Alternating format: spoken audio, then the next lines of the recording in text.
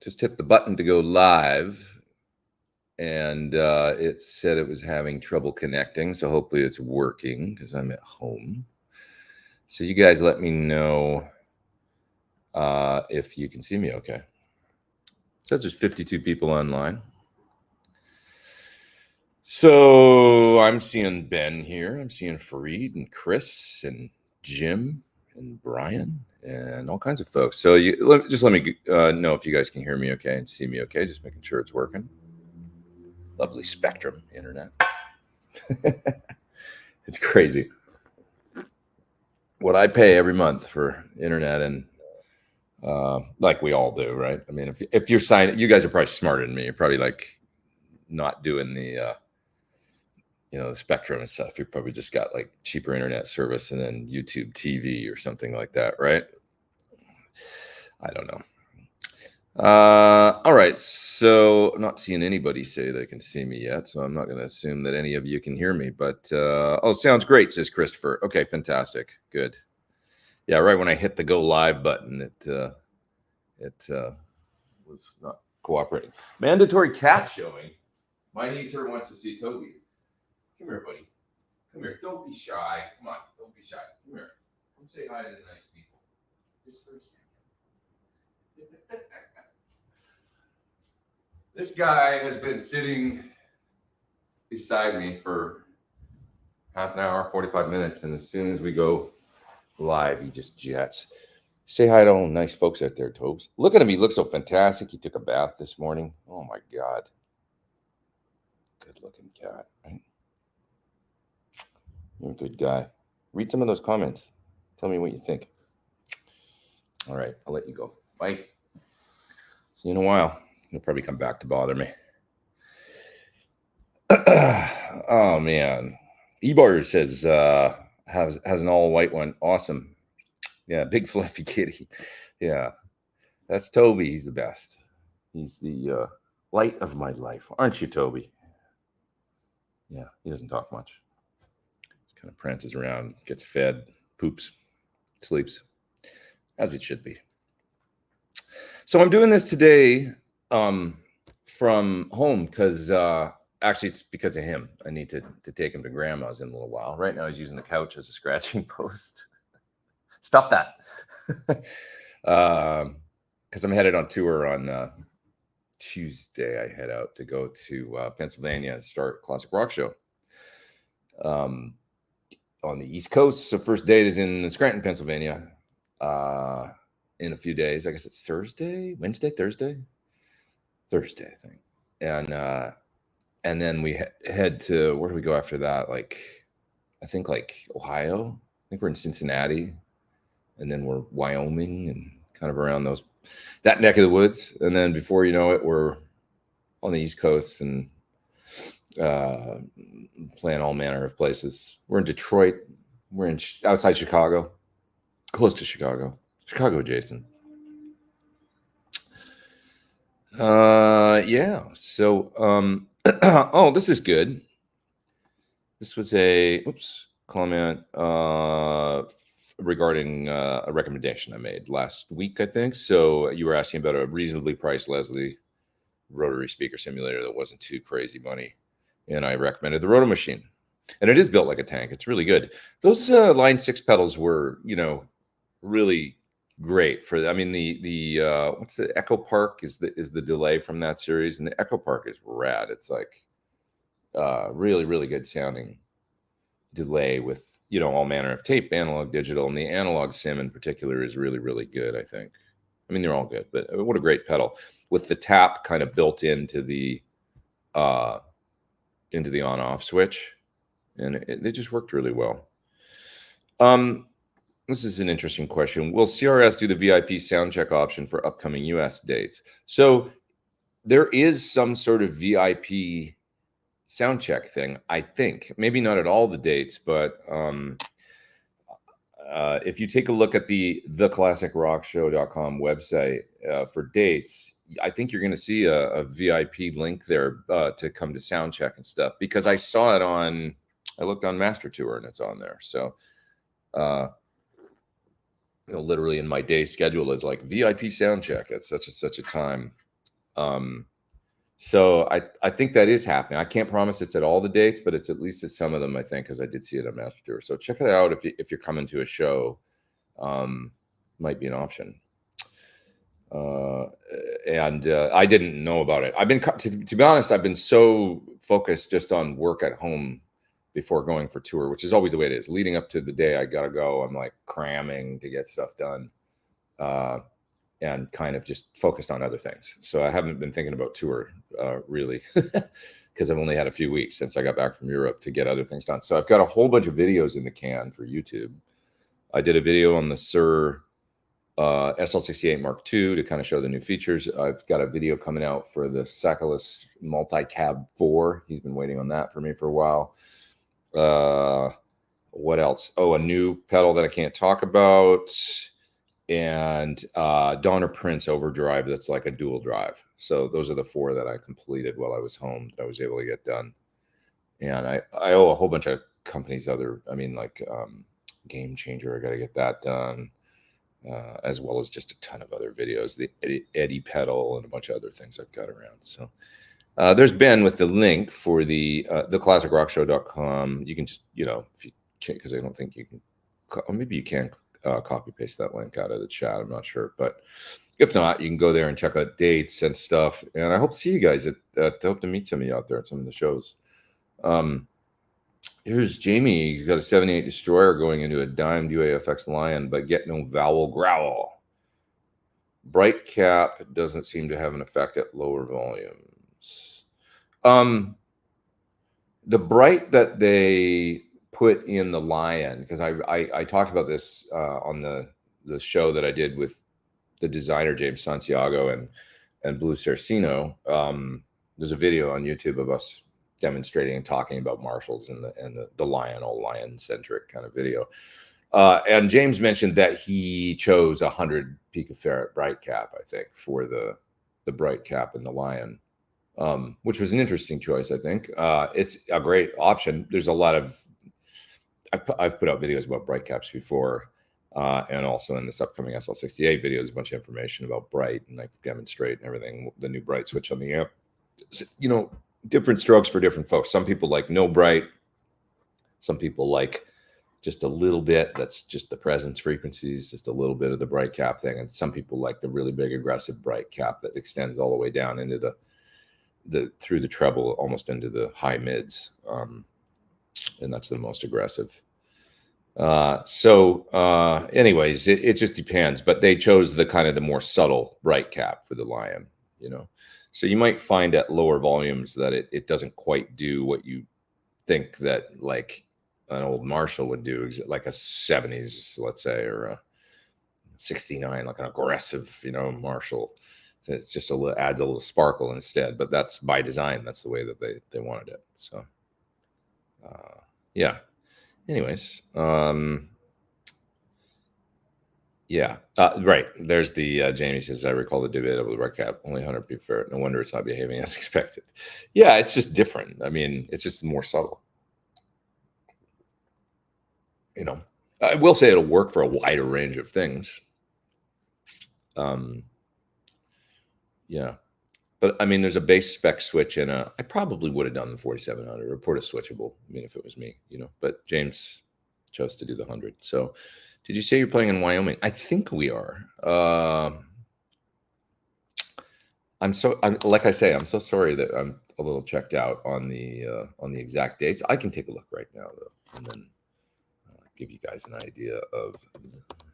Let's see. I'm just going to the dates here to take a look. U.S. tour. Okay. Oh, you know what? It's not. We're not in Wyoming, are we? I'm sorry. So this is bad information from me. Okay, so we're in Cincinnati after the first date in Scranton. We then go to Cincinnati, and then they're Waukegan, Illinois. Okay, so that's and then we're in Indiana. So yeah, that's not Wyoming, is it?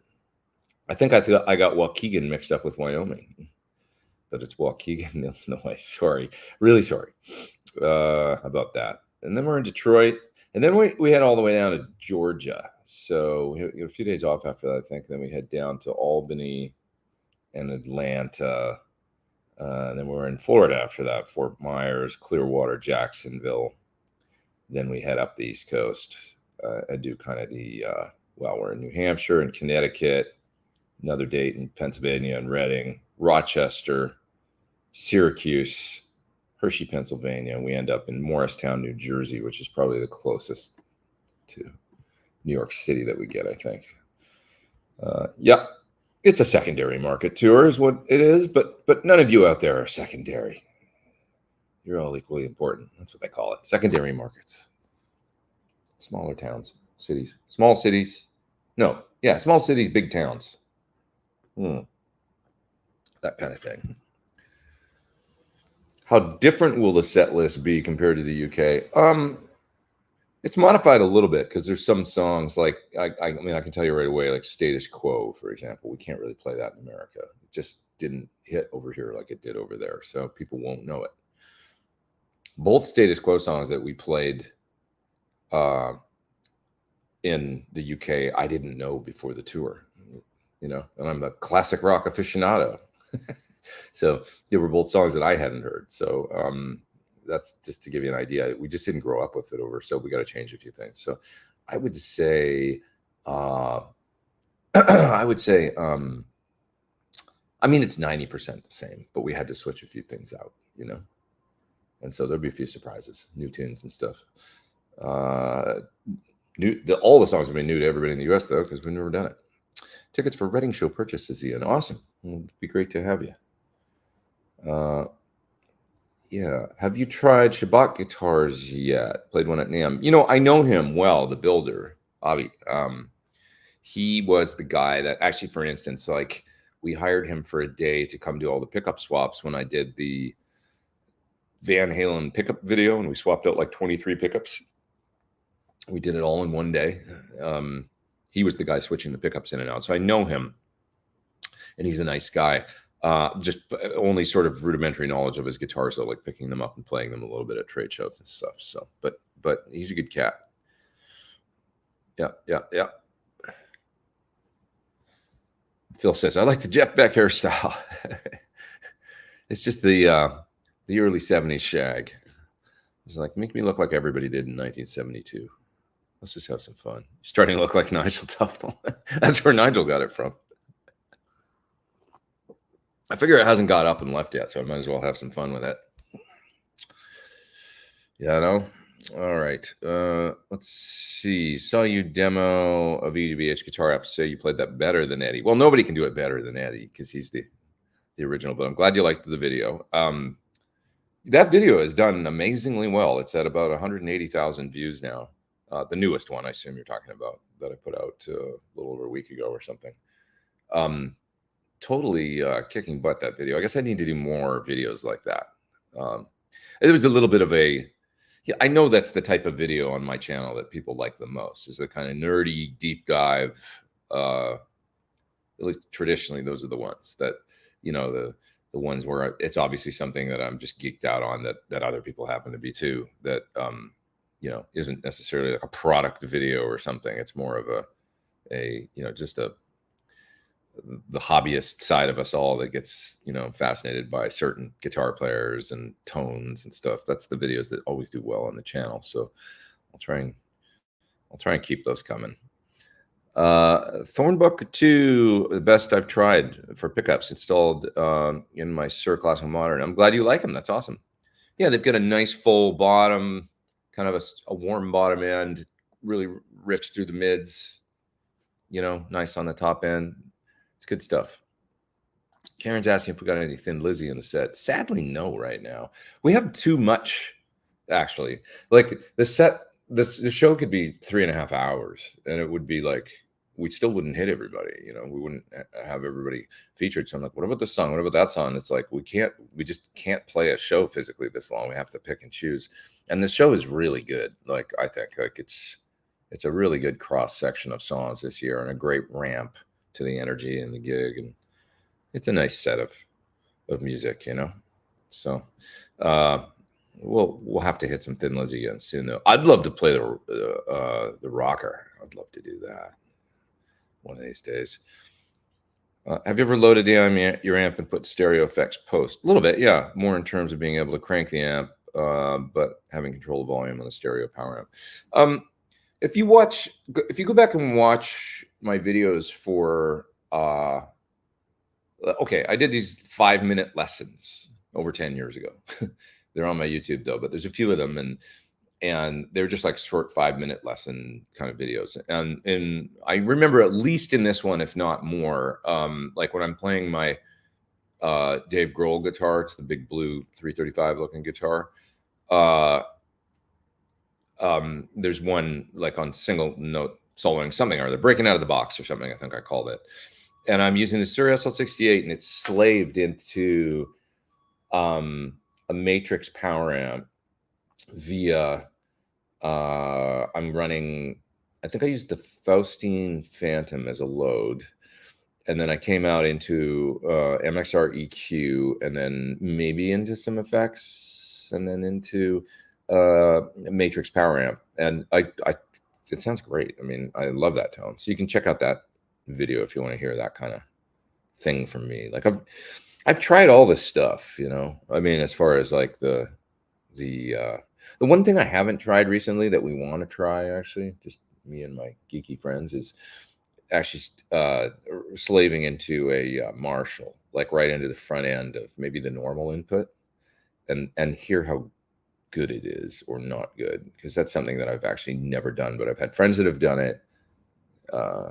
You know, some people think that certain famous guitar players have done that. I don't know. I just want to hear how it sounds. I know Mike Landau does it sometimes, like slaving right into the front of a Park, I think, a recent Park amp.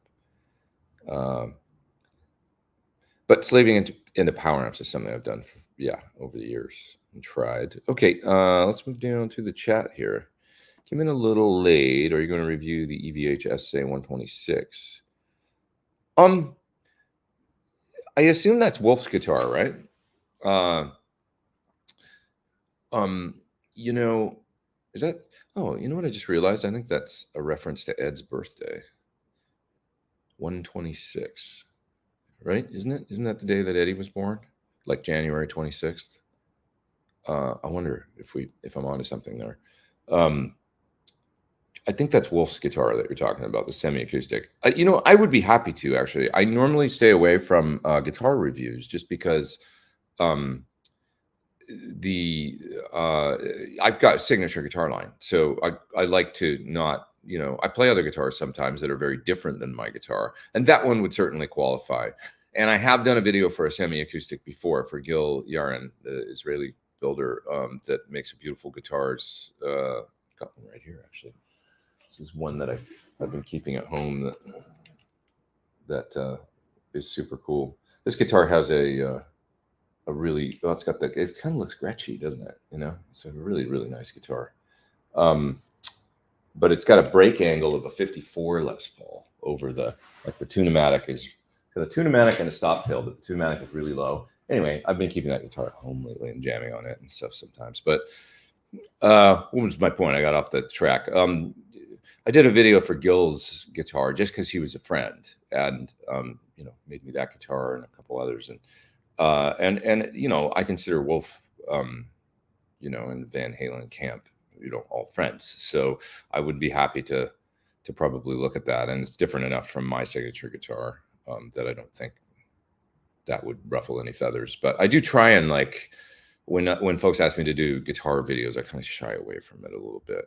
I generally, you know, I've opened up to doing amplifier videos, but yeah, I would, you know, if I should hit up Matt actually and talk to him and mention it, that I would be happy to do that for him. I love it when Pete geeks out on Van Halen, more about Van Halen, but then again, I love every single video. Oh, thanks, man. Thanks, Dylan. Appreciate that. I'm sure there's some stinkers, but I do my best. Have you got to check out the new Friedman amp? Are you talking about the Plexi one? A little bit, yeah. When Dave was designing it, I heard it. It's really good. You know, it's like a great, you know, 50-watt Plexi with a couple of options that make it versatile and newer. Well, this is interesting. Chris says he's playing with Nigel from Sir tomorrow. That's our man in the UK at a friend's birthday bash. Please say hi to Nigel. How about touring in France? I would love to tour in France. We'll see next year. Our European shows with Classic Rock Show were a smashing success, so maybe that opens up opportunities for other European dates next year. I'm not really sure where, but I'd love it if it were France, Spain, Portugal, Belgium, all these lovely places. Right. Any word when it may be possible to get that Sir charcoal gray metallic guitar? It's coming, but just not yet. For a couple different reasons. So, but like pretty soon there will be some announcement about that. Give it about 30 more days, I would say, and then let's revisit it. It's going to happen if you want one. I love that guitar, man. Play it in a couple days here when I get out on tour. James says, I became a fan when I saw you playing Van Halen Runaround. Man, that's so awesome. I got a lot of new subscribers to the channel from that video. And it's really exciting. So that hasn't happened in a while. The subscriber thing is kind of sort of not slowed to a trickle, but, it was pretty slow. And I just sort of accepted it. It's like, well, I guess this is the way it is. But I guess it was a little bit more down to me and getting off my ass and making a video that, that resonated, no pun intended. Yeah. So, what else we got here? Steven says, and thanks and welcome to the channel, James, and I appreciate you saying that. Steven says, trying to decide V60 LPs, V63s, V63 Plus for new HSS. That's interesting. V63 Plus optimized for flatter radius boards. Interesting. I wonder if it's like a different magnet stagger or something. I don't know. I'll have to ask John about that. Maybe I should be using those. Thanks for letting me know. I just use the regular V63s. They sound great to me. So, yeah. Dig them. Oh, awesome. I got an Inca Silver PT HSS, and it's fantastic, even though the neck is much thinner than I expected. I find it definitely not thin. I mean, for me, it's thinner. That's interesting. It's a little less shoulder than some necks, but for me, it's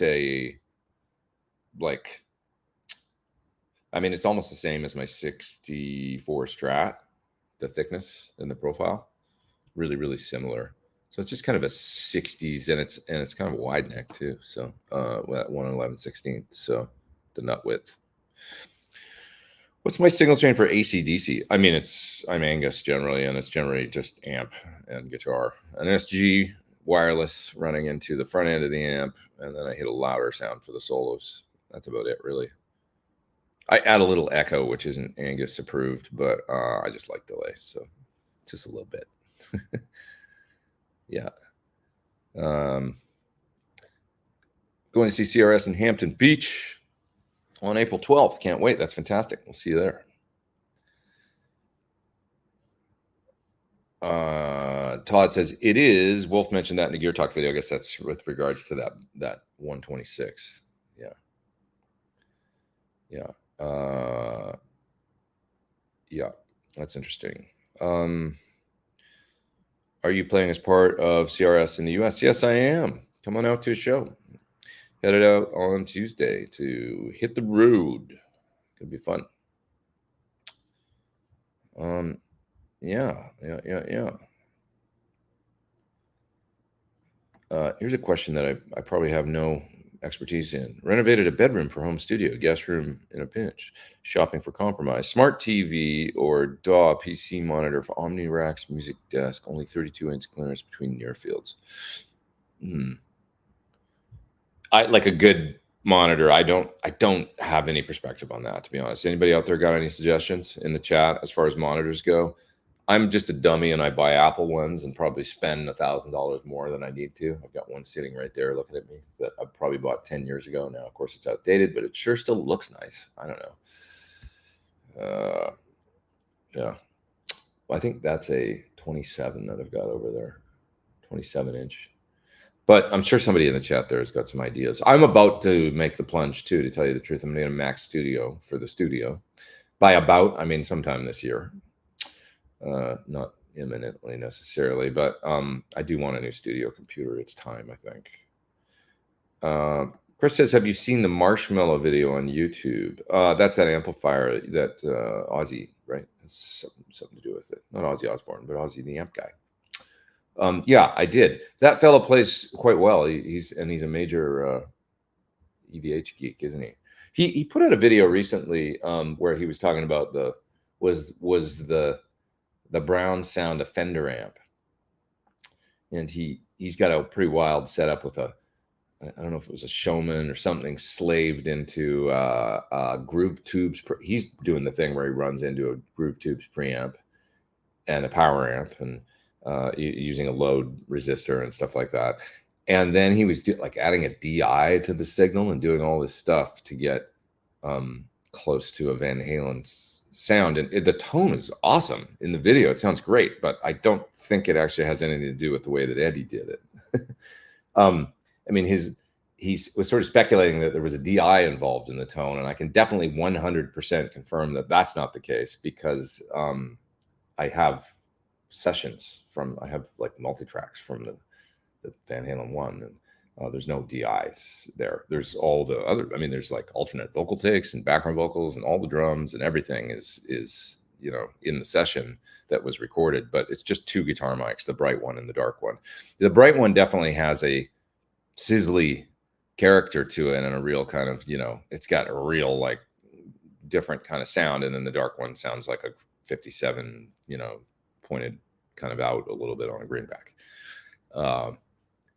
And of course on Van Halen one, everybody thinks he used a JBL combined with the greenback. So that I think accounts for that, and just board EQ and stuff accounts for what we hear on the record. So I don't think there was a DI involved or anything like that. I also have track lists, or track sheets from the sessions, so you can see all the lists of the inputs and stuff.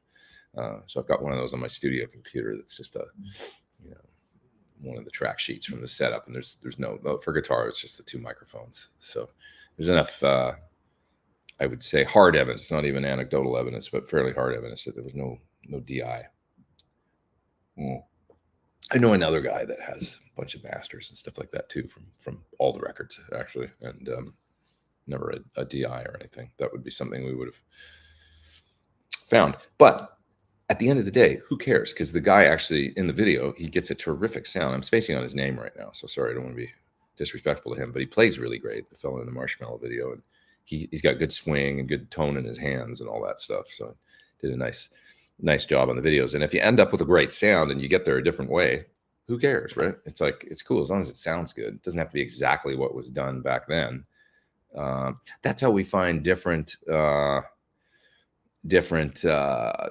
right? It's like, that's how we get to different, and you discover new things, it's pretty neat. So, how did you discover or find the API compressor to dial in? Is it straightforward? Yeah, it's pretty straightforward. It just sounds good. You're talking about the API pedal compressor that I did a video for recently on my channel.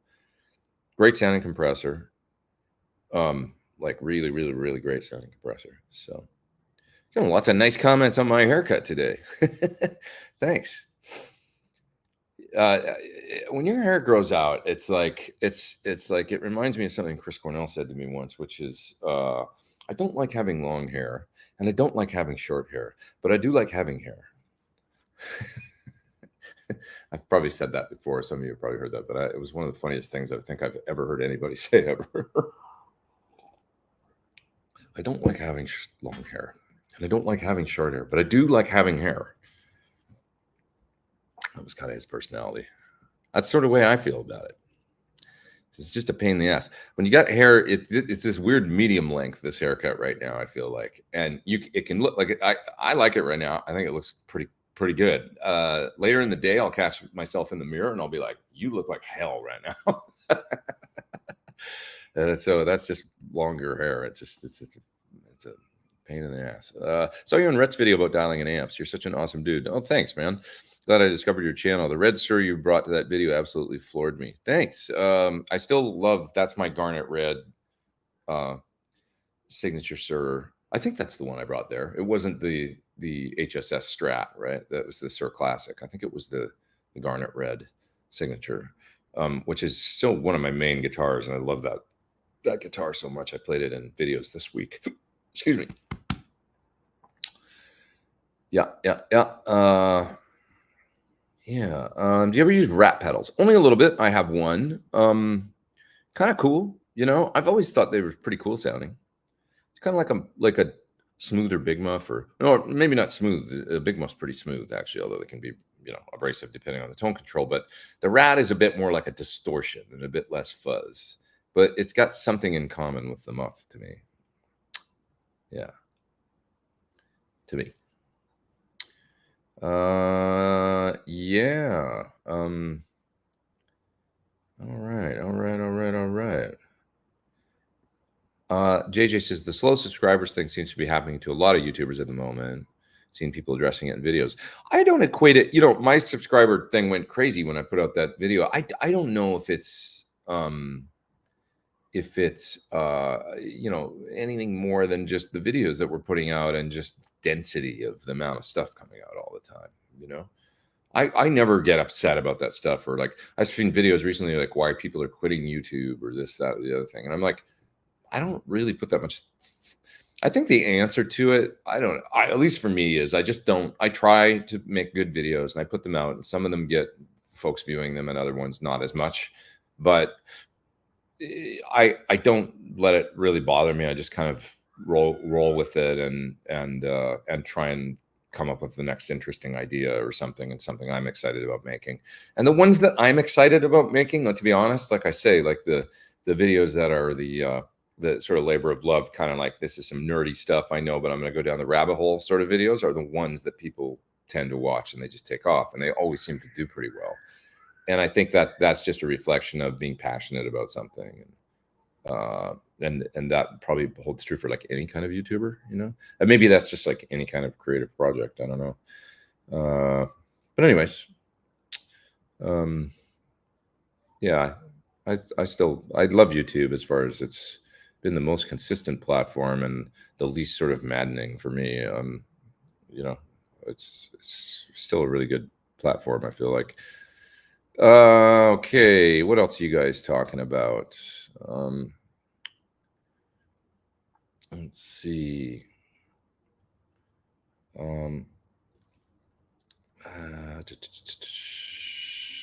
Has the Smashing Pumpkins opening been filled yet? I don't know. Yeah,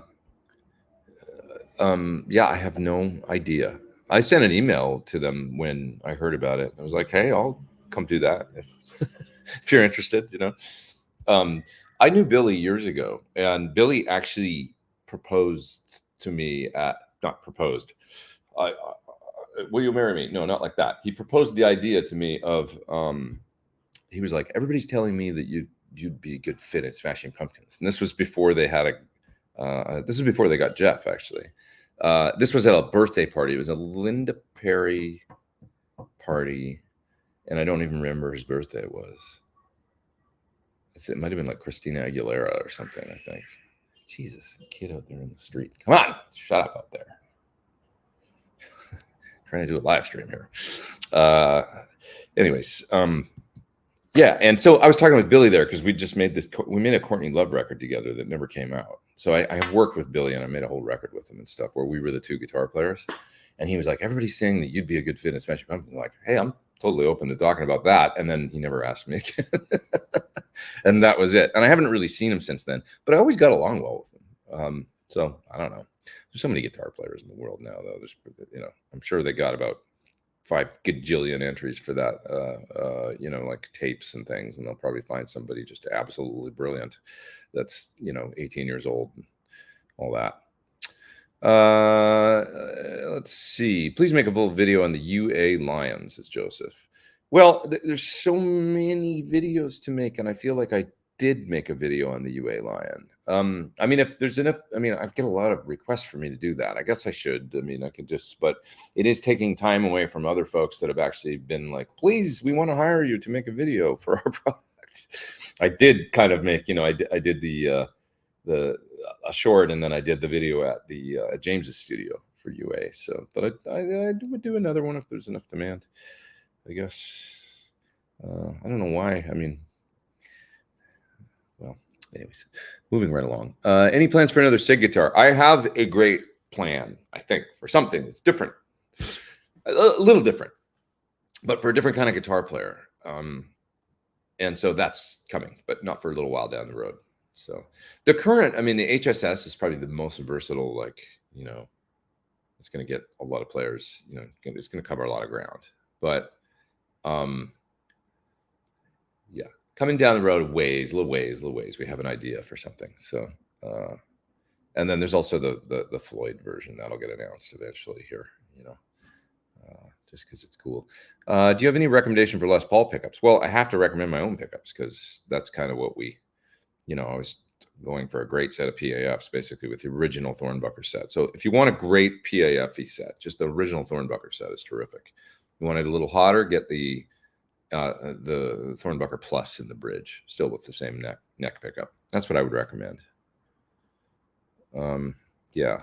What speaker would you say would sound best in a Fender Deluxe Reverb 65 ratio? It really depends on how, like, are you going Jensen, or are you open to changing, you know, to something that's a little more American, or excuse me, something that's a little more Brit, like Celestion or something.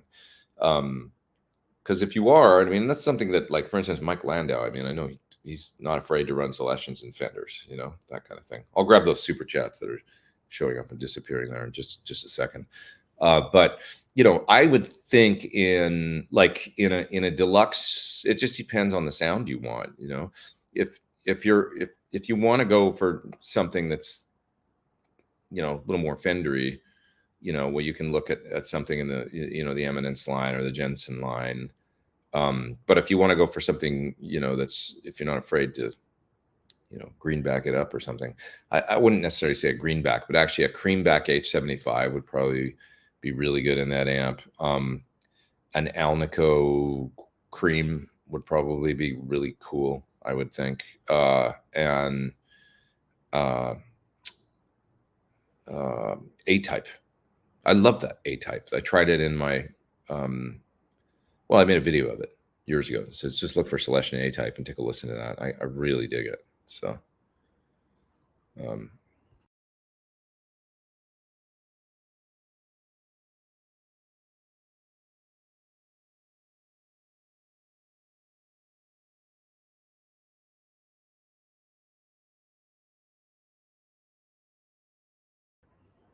was bizarre. I like closed the window somehow. I have no idea how I did that. Very weird. Anyways, I'm back. I don't know what I pushed right now to have that happen. Almost seemed like a glitch. Anyways, am I back? Yeah, back, says yes, sir. Okay, good. Let me just grab the super chats now. When you use your Helix and 4-cable method, did you encounter any ground loop noise? Yeah. Yeah. So run an isolation transformer on the send from the Helix to the input of the amplifier. So that'll probably be one of your effects loops on the Helix, loop 1 or loop whatever. The send that runs out to the front of the amp, you need to isolate that with an isolation transformer, something like the Samson one or a Palmer. And then your ground loop noise should go away. Yep. Give that a try. Where's that other super chat? Just grab that really quick. Sending you a thank you. Appreciate these live streams, says yes, sir. Hey, thank you. Appreciate it. Thanks so much. I'm enjoying it as well. Still to this day. Did Boss ask you to review the new Katana Go? You know what? They haven't, but that could, it's probably on me, just because they've asked me to do a couple things I haven't been able to because of touring. So I've been like, I'm sorry, I'm out right now and I can't do reviews for things that easily. So I should let them know, because I would like to do that. Actually, it's probably similar to the little Fender one, you know, we'll plug in right into the guitar and it's a little modeling situation, right? So I made a review for that a while ago. Those little things are useful. They're cool. What speaker would you say would sound best in a Fender Deluxe Reverb? Oh, I did that already with a bright cap cutout. Yeah, so I would try an A-type. Give that a try. You know, good sounding speaker, I think. How about a comparison video between Friedman and Suram's SL67 and Friedman New 50? Well, both those guys are like two of my best friends, so I don't think I should pit their amps against one another, piss them both off, and end up with no friends. No, they're both going to be great. They both have slightly different features. I mean, they're very, very, very, very similar. The differences are going to be that on the Friedman, you've got a ganged input situation where both the channels are internally linked. So that's different than the Sur. You've got a bright switch for each channel. So you can actually brighten the normal channel, which is a different sound than you could ever get on Marshall because they didn't have that. So that's an interesting feature. On the Sur, you've got a bright switch just on the treble side. You will have to jumper if you want to gang the inputs. And then you've got the added fat cap and mid switches, which so that's something that's not on the Friedman. So there's a couple different features. And other than that, they are very similar amplifiers. Could sound quite similar. So yeah. Okay. What else we got here?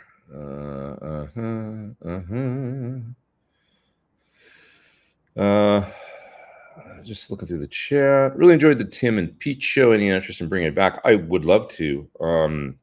Really enjoyed doing stuff with Tim, and I'd love to do more with him again at some point. You know, we've talked about it. I've got an idea for another show actually that Dave Friedman and I were batting around something that I think we're going to try and make happen because it just sounds really cool. But it's basically not a live stream thing, but more like interviews. But it's the format and where we would do it. We've got kind of a cool location to do it in and stuff. And he's got an idea about the first one, and I think it would be really cool. So we'll see what happens with that. Yeah.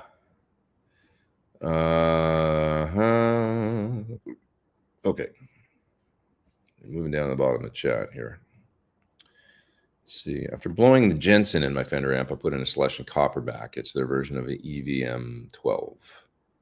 Like it better than the Jensen. That's cool. I haven't tried the Copperback actually. Sur has a good ISO transformer in their buffer. Yeah, you could use that as well to do the isolation on the way to. I mean, there's lots of products that you could use. You know, for sure. The Sur, Samson makes an inexpensive one. Palmer makes one that's more expensive, but they're both similar.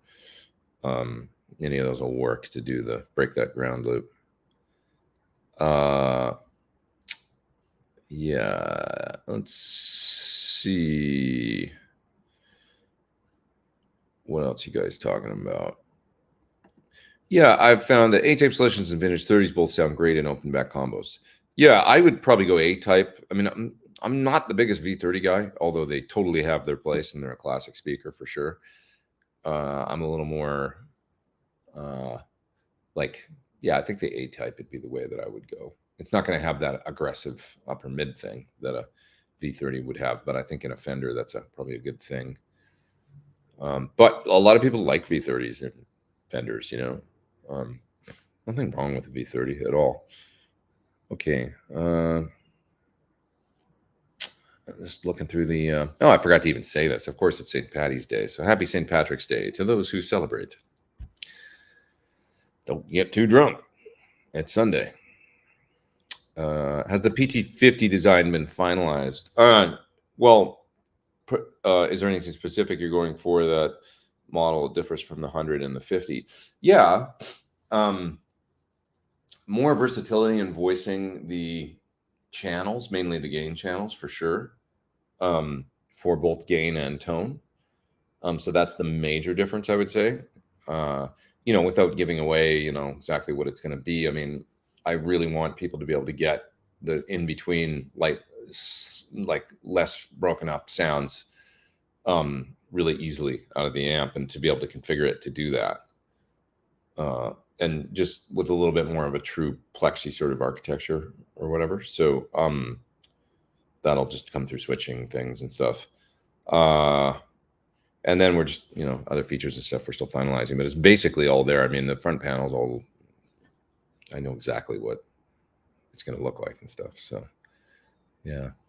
I'm trying out for a new band tomorrow. Any tips? Just over prepare, spend the day today really learning the material. So when you get in there, you can just have fun. Make eye contact with the other players, look at them and smile. That's a huge one, like try and make it fun. Try and forget that you're in an audition and be at ease, and the kind of person that other people want to be around. That's all the most important stuff.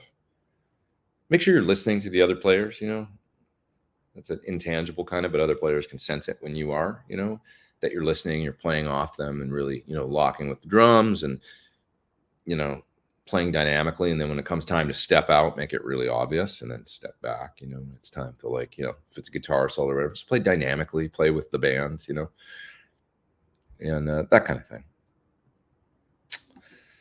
How's it going? Says Bebop Music. It's going good. I feel good. I've a little overwhelmed as always, but good, and can't complain. Got the cat here sitting right over there. He's taking another bath. I'm drinking some coffee. Can't complain. Everything's good. We'll go play some fun music with friends this week. Life's okay, I would love to see you do pedalboard signal chain order, the various strategies and options. Sure. I mean, yeah, that's a good idea for a video that I've probably never exactly done. Although from my rig rundowns, you can probably sense the order that I put things in. But yeah, could do that. Could do that. Let's see. Mike says he found a cool Canada band. Well, tell us. Don't keep us in suspense. Who is it? Yeah. Oh, Brett says he digs the V-type speaker. That's the Celestion in the Sur Ombre. The V-type's a really good speaker. It sounds to me like a blend of Celestion. Like it sounds like a cross between a Greenback and a V30 to me.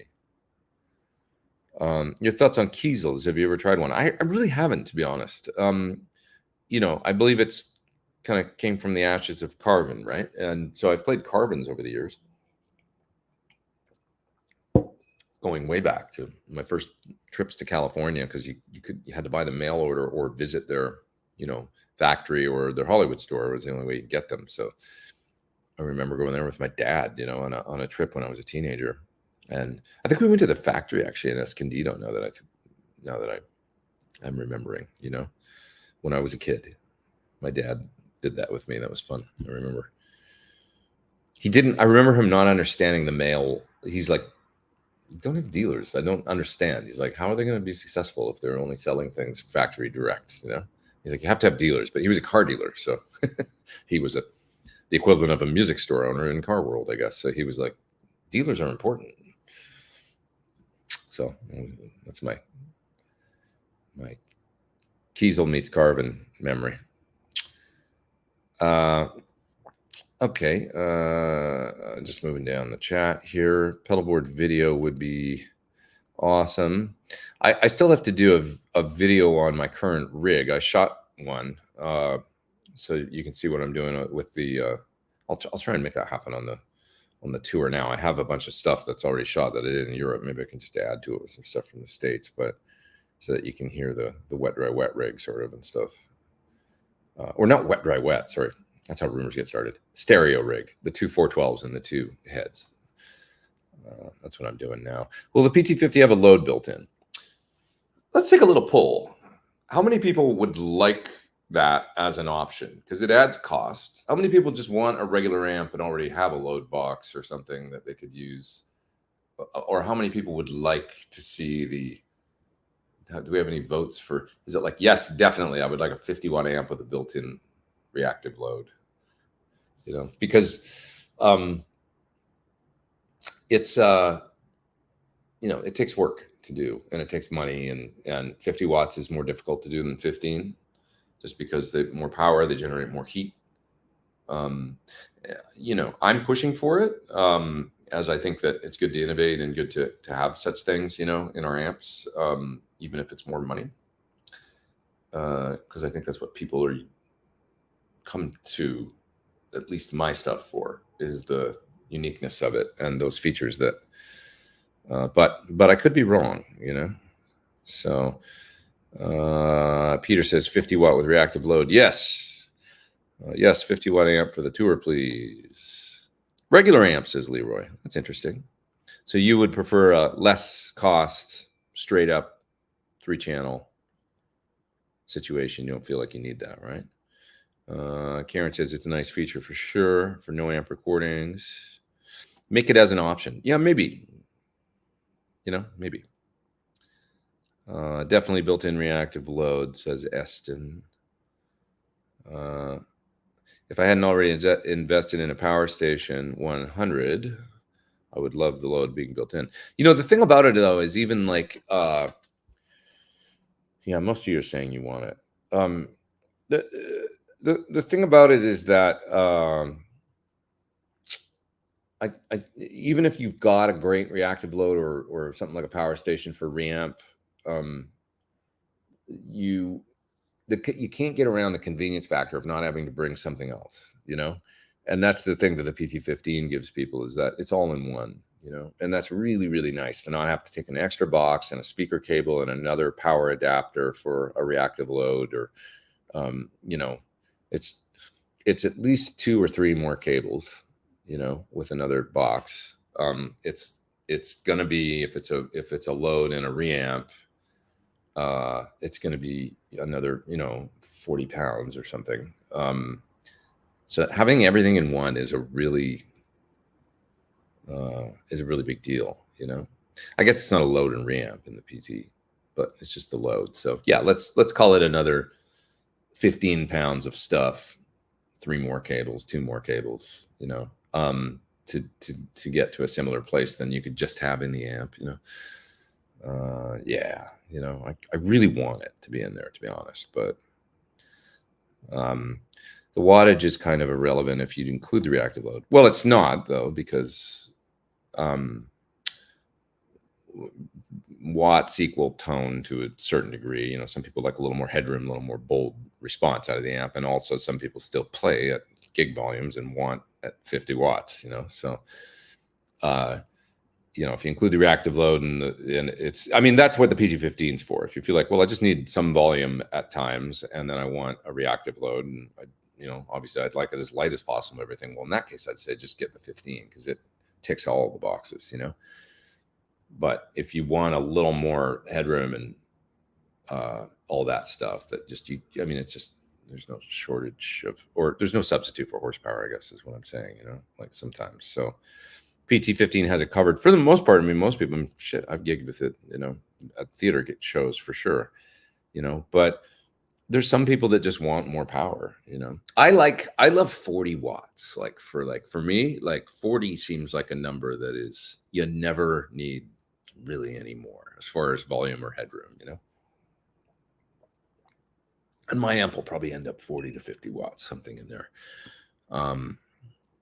I love the 15, it's awesome, but there's times where, sure, that's why I'm currently touring with 200 watts. I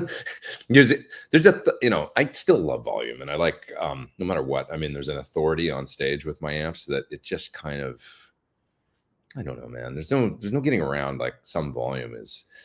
I went out and worked with Offspring a little bit recently to just help them as doing like consulting, like it was a dialing in guitar tones thing. And I remember working with Dexter a little bit, and Dexter has they're on fractals, but with power amps. So they're running into cabinets. So he had 2 cabinets at the time, a Mesa 412 and a greenback loaded Marshall 1960B kind of flanking him behind him. And we were turning up the volume to, and I remember getting up to like a healthy volume where it would be like, yeah, okay, that's probably enough, and he's like, and I went, let's take it up and to where you lay into the chord and you feel it in your back, and then he's like, yeah, that feels good right there. And I totally got it. I was like, that's it's there. It is. It's like, you want to feel it, and yeah, it's loud at that point, generally speaking, like what sound guys would consider loud and what, but for the guy playing or whatever, it's like, that just feels like it's a fine line between, I can hear it, but it's not exciting me. Now it's like, that feels like, now I'm got some, like you can feel the engine revving behind you. You know what I mean? There's no substitute for that feeling. It's an addictive thing, Yeah. Yeah. Offer two versions like the IR and the non-IR. Yeah, probably something like that. We probably would, but yeah. Mike says this is for Pete. Show us your cat. Well, he's peaceful right now, sitting on a stool over there. I never don't want to disturb him. He just looks so. Toby. Yeah, I'll take a picture of him. I'll take a picture of him, and then you can see him. I don't want to.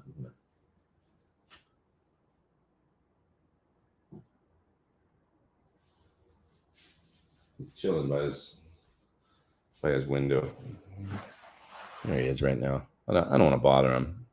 We got a long drive later, so I'm letting him have some relaxed time right now because he's great in the car as far as cats go, but they've all got their limit, right? So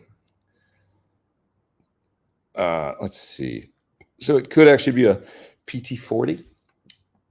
Yeah, I mean it depends. Once John's done, we all got you got to draw it up and then we've got to have a working prototype and then see what kind of power it's actually making and stuff once it's all designed. But I like the sound of PT50. So we'll see. All right.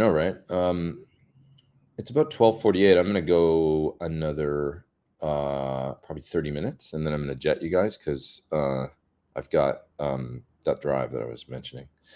So that's why I'm doing this at home today. Some of you might be wondering why I'm not at the studio.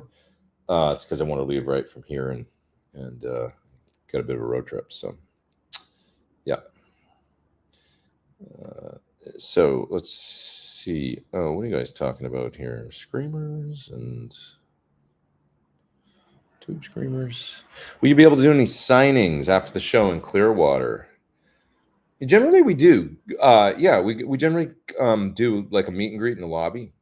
I can't guarantee exactly what's happening at every show, but that's the general thing is that we'll come out and do we'll meet the band. We just come out and hang basically in the lobby. So, and do a little like meet and greet situation. So, yeah, bring it. It'll probably happen. If you ask me a little closer to the show, like the week before or something on Sunday Live, I can probably confirm then whether or not there's I think there should be probably a meet and greet thing at every show. Generally, they like to do it. So it's only when a venue has a curfew where people have to be out by a certain time, and that prevents us from doing it. Like it's always venue related, So if the show runs really long, and if it's a late start time for some reason, and then it was a half an hour after we're done and the doors close hard, then sometimes we can't do it. So it just depends. Oh yeah. Have you ever tried the Austrian Audio OC18 mic on a cabinet? I have not. Is that a cool mic for? I'm always down to check out different mics. OC18 microphone. Let's take a look. What's it look like? Oh, it looks cool. It's a large diaphragm condenser. Austrian Audio kind of looks a little like a 414. I wonder, is it supposed to be like a 414 sort of Austrian Audio? Yeah, I've got a mic that I love, which is my Soyuz, my 1973, and it's around the same price. And I also have a couple other mics of this variety. Like I have a great Audio Technica 4050, so that's another one. And there's probably more similarities between all those mics than there is dissimilar. You know what I mean? So it's like, I think I kind of got the large diaphragm condenser solid state mic thing covered, but looks cool. Looks cool. Yeah. What else we got here? Let's see. Have you ever had a guitar with dead spots and fret outs? Yeah. It's a weird thing, dead spots on guitars is like a strange, phenomenon it's a pain in the ass is what it is. It's you know, when you get those. And sometimes on P basses, they happen in the same spots all the time. Like it's just like the nature of the instrument. But it can be a little frustrating when you feel like a guitar is basically good, but dead spots. It's a bummer. You know, it's a little like ghost notes on amps. Like sometimes it's cool, and other times it's like that's annoying me when I'm trying to play a really nice single note solo and with a very naked sort of tone, and you know, it'd be difficult sometimes. You know. Anyways, I made a beam blocker. That's interesting for my 7080 speaker and my Marshall DSL40C, and it sounds better. Is there still a better speaker I can put in it? I would put an H75 creamback in that amp. That'll sound great in that amp. 7080, I would go creamback H. I think you'll really like it. Good speaker for that amp.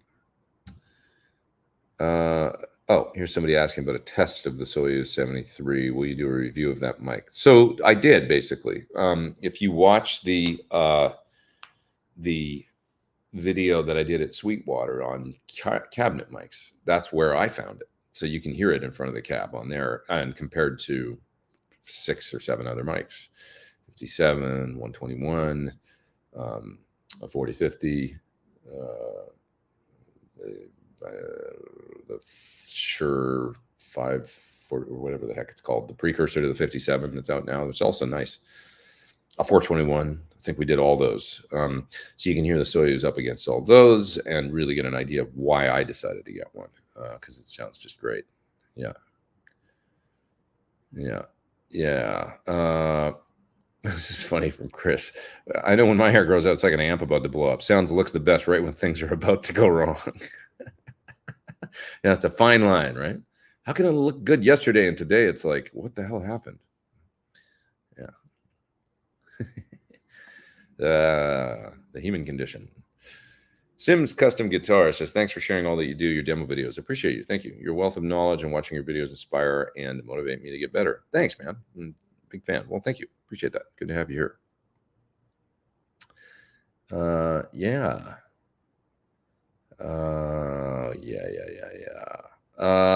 Lauren says, the PT-15 premiered live in Pasadena. Crab Guts. That's my cover band for 10 minutes with Matt Starr, Britt sat in, Lauren Gold. Bass player's name was Corey. He was the bass player in Cornell's band with me, and also plays with Neil Young and with Lucas Nelson, Promise of the Real. Yeah. Corey McCormick, another Pasadena resident. Yeah. There's a super chat. Sorry if you already replied. Sir Badger 18, more Marshall or Vox? Its own thing. I wouldn't say. It's best just to think of it as its own thing, and I would say EL84 in that it has a kind of it's not really Vox at all. It's more like an American amp, I think, but with the 84 thing and kind of a British flavor power amp, I guess you get a bit of that. But John really wanted to make an amp that sounded, I think, like that kind of like American overdrive, for lack of a better, like it's great for like a Nashville thing, or like not too bright, like really friendly overdrive. I don't know how else to describe it. It's not abrasive, or it's just got a smoothness to it. And I always say it's like the is it dirty, is it clean thing. It does that really well. That's what the 18 does really well, is that middle ground, right in the middle kind of tone. It'll do clean and it'll do dirtier, but it does that thing, like the slight, the edge of breakup thing. It's a really, really great amp for that. It doesn't have the Vox Blizzard of Nails thing or anything like that, but there's a similar, it's cathode bias and stuff, and there's a similar kind of like, I don't know, compression or something that, but the Badger series is really its own animal, but the really, really good sounding amps. I was listening today to Homage, actually, or Homage, just because I posted on a video on my Instagram this week, and I love the sound I got on that. And I think it's so long ago now, it's hard for me to remember, but I'm pretty sure it's the Badger. The solo, kind of the main tone in that song. I want to say it's the Badger pushed with a Cocoa Boost, but I'm not 100% sure that's what I used, but I think that's what I used on it. and it has a good sound. When I listened to it, I was like, I really like it. It's my old Strat, single coils, and I'm playing with my fingers a little bit, and there's a smoothness to it, and then a fatness to the gain. It's really nice. I kind of want to start revisiting the Badgers a little bit and give them another listen and stuff for certain things. So I'm not a shredder, but I want to improve my blues rock speed, licks, and sequences. There's so much great instructional stuff out there. I just, when I wanted to improve my technique or speed or that kind of thing, it was Steve Morse, Paul Gilbert, Vinnie Moore for me. Those were the three. And all those videos are available online now. The Vinnie Moore Starlicks kind of video, I think it was, or Hot Licks, or maybe it was REH, and Steve Morse, and then the Paul Gilbert. I religiously alternate picked and metronomed using those. So, but there's so much other stuff out there now, that you can find. So I would look for just some online stuff that resonates with you, like the teaching style, and look for those though. I mean, those were, when I was trying to increase my speed and stuff, those were the ones for me. And then you can apply the stuff that are in those videos you don't have to play like them or play like, but you can apply the technique to anything, I think, to any style. So give those the Steve Morse was called Power Lines, I think. Some great exercises and picking stuff and just just learning too many notes was like, oh my God, it's like such a workout. I still warm up with it sometimes and play it. It's like, it's an incredible workout, just kind of picking exercise, really, and left hand, right hand syncing. It's really about syncing your left and your right hand, no matter what style you're playing, I think. Getting your hands together, as they say, So the Steve Morse stuff was great for that. Yeah, this is good too. Ben does great lesson videos. Ben Eller on YouTube has some Learn to Shred videos, Wheedly Bits. Yeah, learn some of his stuff. Check out Ben's videos. Very, very good.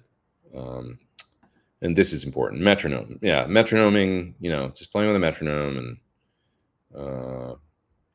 and Pete Thorn 5-minute lessons. Yeah, there's a few of those where I do some fast picking kind of things, moving through. I remember the one I was talking about earlier where I had the slaved amplifier set up in it, where I was doing a thing where I was moving through, 3 different positions on the neck. I remember doing even if I can just for a second here, let me see. Let me see if I can I remember doing this, so the low strings, right? You got the E string, the A string. Let's say you do this 3-note per string thing, like a G major, right? So you're playing the 3rd fret, 5th fret, 7th fret, 3rd, 5th, 7th on both strings. That same pattern works up on the D and G string. And it's the same notes up an octave. And then up on the B and the E string, you shift up a couple frets, right? So I remember doing a video where I did a lick like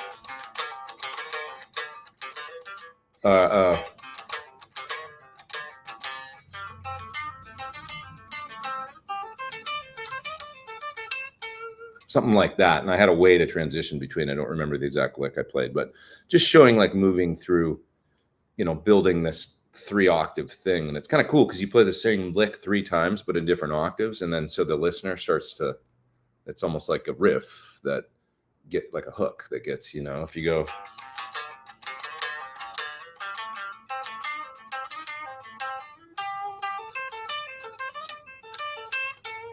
and then you link all that, and then you play it faster and faster and faster. You're moving through 3 positions, so that's one of the things in the 5-minute lesson I remember. And just the concept that you can do those 2-string groups and kind of play something here, here, here, and there's your momentum for moving up the neck, for playing something. That was one of the things I covered in that. It's kind of, yeah. All right. Let's see what else we got here. What are you guys talking about? I had the Ron Wood one on VHS. Did Ron Wood do a lesson video? I would love to see that, actually. I don't even remember that. That's awesome. Must have been a slow month in Stone's world, right? He's not the type of guy I think usually does lesson videos. It's kind of rad. Like, I wish there was more of them out there. Like Keith Richards lesson video. That'd be awesome. Yeah. Learn blues from Chuck Berry. Learn blues rock guitar from Chuck Berry. Did he ever do one? I don't think so. That'd be cool, you know, if there was like, you know, that kind of thing. Yeah. Okay. Just trying to learn in the Still in the Night solo. Jesus crap, that's fast and difficult for me. Yeah, it's really, really fast. I just did it for the Classic Rock Show tour, right? And I actually even like halfway through the tour found a new way to play one of the licks, and it's burning, man. Sykes is a monster, you know, and you kind of just have to floor it. It's not even like necessarily super clean on the record. It's just he's just going for it, you know, like it's like you're just laying into it. It's like so that it's just a blur of, you know, of notes, and then when you really lay into the vibrato at the end, you know, it's like you really gotta, you know, you gotta commit to it is the thing, and not worry so much about. You get it as clean as you can, and then you just, when it comes time to play it on the gig, like I had to do it every night recently, you know, it was like, okay, just freaking lay into it, like, you know, just and almost close your eyes and just play as fast as you can, you know, at that point, like hope the muscle memory sort of takes you to the right place, and then generally I would watch the shows and and go like, oh, it sounds pretty good. I'd be like, you kind of got it. It's cool. Like I watched a couple and I was like thinking, man, I don't know if that was so good tonight. And then I'd watch it later on YouTube or something. I'd be like, that sounds fine. That's sort of the thing, you know. I remember Paul Gilbert in the recent Rick Beato video was talking a little bit about that, about how he was always trying to eliminate all the slop out of his playing. Did you guys see that? I found that really interesting. It's very insightful, like you know, just he was just kind of self-reflecting on like how he was always trying to eliminate all that stuff, but maybe that's style, you know, like, and that's why maybe he sounded a little clinical or something, you know, because that little bit of slop in the playing could actually give it the sort of some of the personality. Yeah, you know what I mean? So it's funny. It's a fine line, you know, and definitely Sykes was, I've come to realize he's not like Paul Gilbert accuracy. He's just fire, like it's like the guitar's on fire, you know, and he's just playing with so much passion that, and it's tight enough, you know what I mean? Like, and it's like, it's more about he's going for it, you know, and kind of the little bit, like, I'm not saying it's loose, it ain't, you know, but the little bit of looseness that is in there is cool because it lends to it's the sound of a guy just flooring it, you know, and it's pretty rad. So I always like that about his playing, just that kind of passion in his playing. So it's pretty cool. Somebody said about falling down the stairs. Yeah, kind of when you're playing super fast. I mean, there's notes. You know, Eddie Van Halen. I've used you know, it's not always incredibly clean in the middle of the lick, but it's an interesting note grouping. And then when he started it, it was, you know, and then when he ended it, it's groovy, and it's like he somehow just sounds like amazing when it's like, you know, and it's kind of like the stuff in the middle is just sort of you're just moving around between it, you know, and if you do it with confidence, then it tends to work out and sound groovy and cool, you know. It's like if it's timid there's something that happens if the middle gets not bungled, but you know, if it ain't super clean, and then you come out of it thinking that way, like that's your energy, you end up in a place where you're like, it doesn't sound that great because you're maybe not confident. But if you just floor it, whatever happens, and then you come out and you do it with confidence, it sounds great. That's when it really connects and sounds great to the listener, you know. And that's like most great guitar solos is Jimmy Page or certainly Hendrix, or, you know, it's like it ain't necessarily technically perfect with every note or bend in tune or everything, or you know, a little string noise here and there and stuff. But if you just are confident in it and you don't, it's something I realized about Jimmy Page many years ago, that I was watching him play a solo in Song Remains the Same, and I was sort of realizing as he's soloing that like it's like every 2 out of 3 notes are clean kind of thing, and then the other one is kind of like, you know, it's just sort of his style. But he never stops, you know. There's never a moment where he seems to hesitate. It's just a flow of ideas, and he's keeping it going. And it's a magic, because it's like, you know, if I grew up in an era of where technical guitar playing was really, you know, like a lot of you, Yngwie, and it was getting to be like, it's got to be just so, and that whole like kind of what Paul was talking about, that mentality of like, you know, it needs to be very, very, very, you know, and in doing that, we kind of psych ourselves out a little bit, because if you're playing and you sense it's not, then maybe you lose a little confidence in the moment, and that's something that is unfortunate, I think, because like somebody like Page, like I say, never did that. They just had the confidence, and they just kept the ideas flowing, and it made it cool. It was like that stream of consciousness kind of thing. So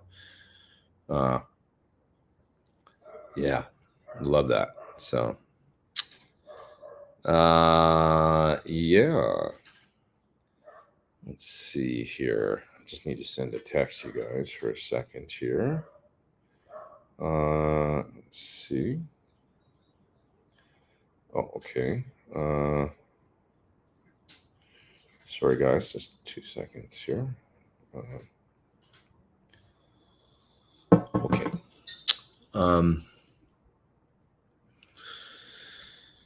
Okay. What else you guys talking about? Let's see. Ian. What's up, Ian? Good to see you. Dory says YouTube didn't notify her. Sorry about that. Sorry about that. Sorry. First heard Sykes with Tigers of Pantang. Yeah. Early 81 on BBC Live in concert floored me. Yeah, he had it back then. You know, he really, man, he's a monster. How did you like the Boss NX1X? Will it help the 60 cycle? No, it won't help with the gates open. You know, it's not that kind of reduction device. If you want that, you kind of need a Hush, because it does have that where it filters the top end. But the only problem with that is that it will dull the sound somewhat. So don't expect that it's going to sound exactly like your guitar without it. It, in a very problematic situation, it could be like the Band-Aid you need, you know, for really bad 60 cycle. But you are filtering out top no matter what. So just know that I've got a little Hush pedal that does what you're talking about, and there's the whole Hush circuit thing. There was 2 aspects to it. There's the high-end sort of downward expansion thing, I think, that is the filtering of that, and then there's a kind of a hard gate to it too. So it sort of senses that noise in the signal, and then it dynamically kind of plays with that. That's supposed to sort of track your playing and stuff, but it always does dull the sound a little bit, but it works in a pinch, you know. So if you want your Strat pickups to sound extra sparkly, it can be like not so much all of a sudden, you know, kill a little bit of the top end, but it's a sort of a solution. So, but NS1X is cool. I still use I used it on one show on the last tour, MXR Smart Gate that lives in my, you know, just in case I need to pull it out and plug it in front of my amp. There's certain venues or whatever where it's just like bad RF and stuff like that, and I'll use a Smart Gate sometimes because it just tends to work. But anyways, who's this? Did you hear the new band Whom Gods Destroy with Ron Bumblefoot? He's in town, I think, right now. I haven't heard that, actually, so I'll have to give it a try. Give it a listen. Give it a check. Give it a listen. Give it a spin. Give it a whatever. Stealth Parrot says, Tim Pierce just released a video on tricks to eliminate hum when using high gain. He uses a volume pedal. Yeah, he's a constantly riding the volume pedal kind of dynamic guy, you know, that definitely, you know, you can do a lot to kind of self-gate yourself. Hum and high gain is a tough one. So, you know, I'll tell you this, the quietest I have found as far as a pickup set goes in my studio has been, well, first of all, the DiMarzio Super Distortion is a very, very, very quiet passive pickup just because of the balanced metal in both coils, the exact same pole pieces and the whole 9 yards. That's actually been the best sort of high output pickup I've found that rejects hum in my studio. And my studio is a little bit of a noise nightmare sometimes. But the Fishman Fluence modern set, also very good for an active pickup. High gain with your two different, you can do the vintage or, high gain voicing options. It's not the most sort of, like organic toneful pickup I've ever heard in my life, but you can get a lot of gain going with them, high gain, and it's quiet. I found the Fishman very, very, very good. The way they're sealed, and I think probably very balanced coils and stuff, and that helps, the humbucking aspect of the pickups and stuff. So those are probably the two, quietest high gain scenarios I've found in my guitars are the Fishman and the and a super distortion. So you can kind of, if you have problems and you're recording, kind of the idea for me is like have a guitar around that's got that in it for when you run into a situation where you really need quiet, and quiet is the over everything else. Like, because there's times where like, I might be cut apart, for example. It's like, man, I got to compress this, or maybe I need to double compress it to get like a Steve Stevens, Flesh for Fantasy kind of thing or something. A lot of compression or a lot of drive or whatever, and you're like this, and there's breaks in the playing, and like, I want a certain thing, and oh my God, none of my guitars seem to do it, and the noise is wrecking the part, sort of. Take one of those super quiet guitars and use it for that, even if it's not maybe the perfect pickup tone for what, maybe it's more important that the noise is reduced as the primary important thing, if that makes sense. Earl says he's using the S1X to reduce P90 pickup hum, followed by 1176 and graphic EQ to help restore their high end drop. That's interesting. Seems to work, but still experimenting. That's cool. I mean, the 1176 is going to raise your noise floor again, no matter what. But that's part of it, I guess, is like reducing noise and then compressing, because that's kind of like I was saying, like sometimes it's just a balance of formula, right? Ian says why it's nice to have one guitar with EMGs. My EMG guitar is pretty quiet. I have an EMG loaded Sur with SAs and an 85 or whatever is in the bridge, or is it an 81? I always forget. It's the vintage style one. That guitar is pretty quiet, but not actually even as quiet as my Fishman guitar. But pretty quiet, and I really like the tone actually of the EMG guitar. I think it sounds cool. It's got a thing. Yeah. Speaking of which, did you ever get your VG Strat looked at? I talked to them, but I didn't really get it looked at. I need to hit up just one of those. The last 8 months or so have just been like, I just haven't had time to do a lot of extra stuff that I got to do. I don't understand organic. I get dynamics and expression from my reflex. They're fine for blues for my ears. Cool. Whatever works. If it sounds good, then don't overthink it. Is there a pedal form of noise gate that you'd recommend? Those two that I just, well, the Smart Gate from MXR is a great one that's been out for years. The NS1X is quite cool too. I did a video for it recently. Yeah, so one of those maybe.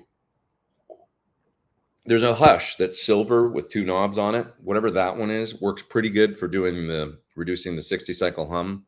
Like I say, because the one control controls the filter. It's kind of a downward expansion noise filter thing where it's really actually like kind of dynamically reducing top end and wherever the buzz lives or whatever. And then the other knob controls like kind of a hard gate.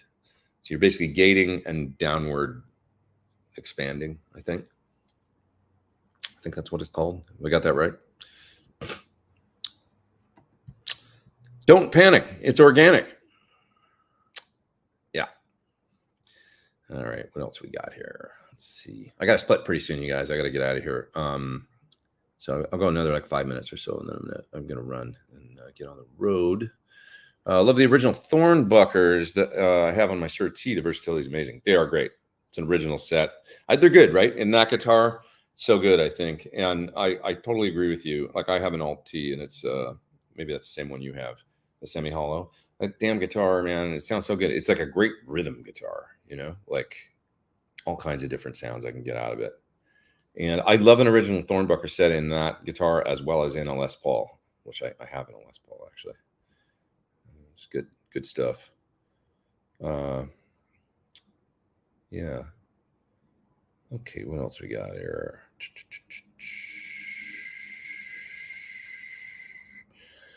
Use an original plexi cranked, and we'll roll back on the knob, and the 60 cycle will still be difficult. If you're playing a Strat or P90s, that's always just going to be, it's going to be tough. But yeah. All right, headed down to the bottom of the chat there.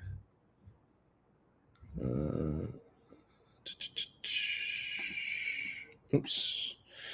Demarzio Super Distortion works with a plexi like an 87X. How to get the 80s guitar sound? I mean, yeah, it's one way to go. It's a hard set. The Super Distortion is it's that broad ceramic kind of distortion. It's a big full frequency boom, hit the front of the amp with volume, kind of like a clean boost in a pickup.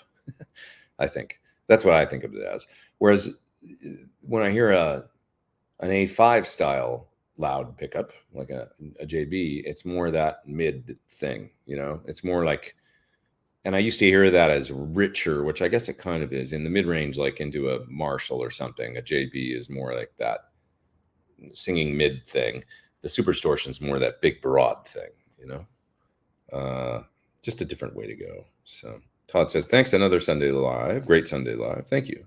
Just another Sunday Live. No, not a great Sunday Live. I appreciate it. Thanks. And thanks for sticking with me here, even though I'm doing it at home and out of my studio here with fun amps and everything like that to look at, because I got to go on a road trip in a minute here. Will you add dates in the US? It's just what you see on the website there. Let's just post them. Here's a link to the dates. So if you guys want to come to a classic rock show, there you go. US Tour 2024. I hope to see some of you there, meet some of you after and stuff like that. Yeah. Next week, I believe we are going to do the guitar winner for the guitar clinics in the UK. So that we're giving away a Sir guitar that so one winner will be selected from the people that attended all of the clinics in the UK. The 6 clinics at various locations that were close to guitar stores. So watch for that next week. I'll be putting up a watch page very soon for that. I know I said I was going to do it. I haven't done it yet, but I will do it with plenty of time to spare. Because next week I will be at, will that be when we're in Illinois? I'm not sure. I think so. But we're at a venue, and I'll be doing Sunday Live from the venue.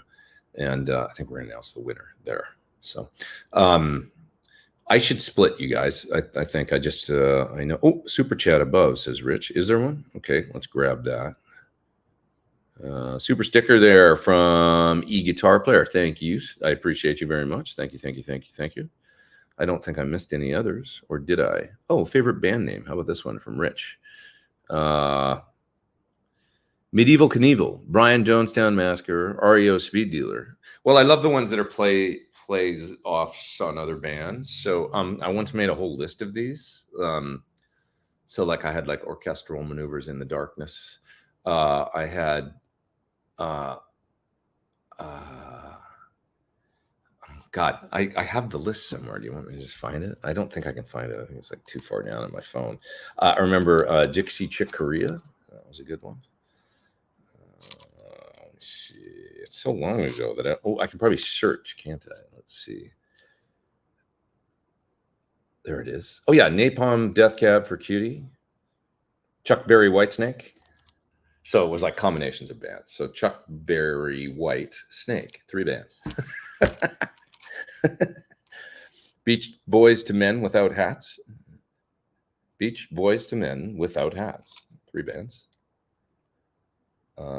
Oh, here's a good one. This was the best, I think. Average White Band of Gypsy Kings of Leon Russell. Write that down. Average White Band of Gypsies, Gypsy Kings, Kings of Leon. That was 5 band names in one. Average White Band of Gypsy Kings of Leon Russell. How about Boy George Michael McDonald Fagan? I haven't looked at this for 10 years. Boy George Michael Michael McDonald, Donald Fagen, all in what? Boy George, Michael McDonald, Fagen. How about Ludacris Corneli Furtado? Madonna Summer. This is more just combinations of bands, isn't it? It started out a little different. We had Mahavishnu Orchestral Maneuvers in the Darkness. That's pretty good, too. Tangerine Dream Theater. Howlin' Wolf Mother Love Bone Thugs and Harmony. Howlin' Wolf Mother Love Bone Thugs and Harmony. This obviously took some time. This is a culmination of a lot of work. I think a tour. I think she remember doing this with while on the road with Melissa Etheridge. Run DMC Hammer, U2 Live Crew, the Nora Jonestown Massacre. Somebody out there started a cover band in their local town, call it the Nora Jonestown Massacre. Napalm Death Cab for Cutie was pretty good, and Dixie Chick Corea. Short, simple, to the point. That'd be a good name for a bluegrass band, Dixie Chick Corea. Like a kind of jazzy bluegrass, shreddy. All right, I've given you all so many ideas for bands now. So, Boy George isn't a band. Hey, stop. Just don't. It sort of is. Boy George, I know it's a guy, but it's like with a name that was a stage name. So kind of like, I know it's not a band, but it's a musical artist thing centered around, you know what I'm saying? Oh God. Studio Music says, cool show. Enjoyed it. Have a great week. I'm going to leave it on that note. Everybody have a terrific week, and we'll see you next week. And like I say, I'll put up a watch page for the Jingy next week so that you guys know. It's going to start probably on time, same 11:30, 11:45 LA time, I would think. Maybe a little earlier, though. We'll see, depending on sound check time, wherever I am and stuff like that, wherever I'll be working. Hey, love you all. You guys are the best. Thanks for watching Sunday Live. Thanks for watching the channel. Thanks for all your support. Please hit the like button before you go. And everybody have a terrific week. Take it easy.